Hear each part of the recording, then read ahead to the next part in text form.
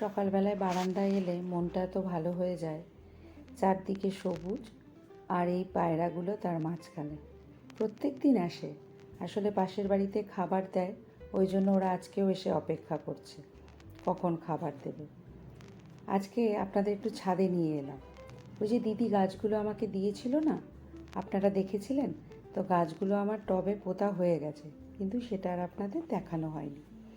আজকে এসছি একটু মাটি দিতে, গাছগুলোতে গোড়ায় একটু মাটির প্রয়োজন, তো অল্প একটু মাটি প্রত্যেকটা গাছের গোড়াতে দিয়ে দিয়েছি। সেদিন দিদি অনেকগুলো গাছ দিয়েছিল জানেন, নানা রকমের জবা, টগর, আরও দিতে চেয়েছিল, কিন্তু আমার অতগুলো টব ছিল না, তাই অল্প করে নিয়ে এসেছি। বলেছি পরে আবার যাব, গিয়ে বাকি যেগুলো আনিনি সেগুলো গিয়ে নিয়ে আসবো। গাছগুলোতে নিচে নামিয়ে দিয়েছি, এক একটা ইটের ওপর বসিয়ে দিয়েছি, তাতে সুবিধে হবে, কারণ ওখানে সবাই এসে বিকেলবেলা একটু বসে, আমার গাছগুলো রাখা থেকেও বসতে পারছে না। তো যাই হোক, রান্না তো করেই এসেছিলাম অল্প, আর গিয়ে করব। এই যে রান্নাঘরে চলে এসেছি। আজকে করব একটুখানি চিংড়ি মাছের মাথা বাটা। বাড়িতে সবাই এটা খেতে খুব ভালোবাসে। আমি এই চিংড়ি মাছের মাথাগুলোকে কাঁচা লঙ্কা, রসুন আর কয়েকটা টমেটো কুচি দিয়ে পেস্ট করে নিয়েছি।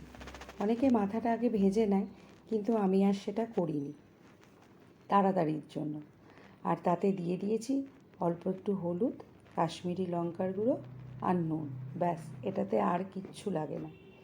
এবার ভালো করে এটাকে ভাজতে থাকলে এটার দেখবেন কালারটা পুরো চেঞ্জ হয়ে যায়। আর এটা খেতে এত ভালো লাগে যে এটা দিয়েই এক থালা ভাত খাওয়া হয়ে যায়।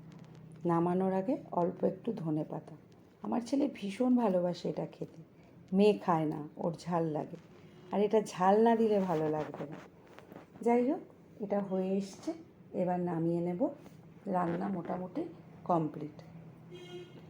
ছোটোবাবুরও খাওয়া হয়ে গেছে, ও দুপুরে খেয়ে এখন বিশ্রাম নিচ্ছে।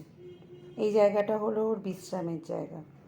ও প্রত্যেক দিন খেয়ে এই জায়গাটায় এসে ও বসে একটুখানি রেস্ট নেয়। এই যে দেখুন, শুয়েও পড়ল। সবাইকে খেতে দিয়ে আমিও নিয়ে নিলাম।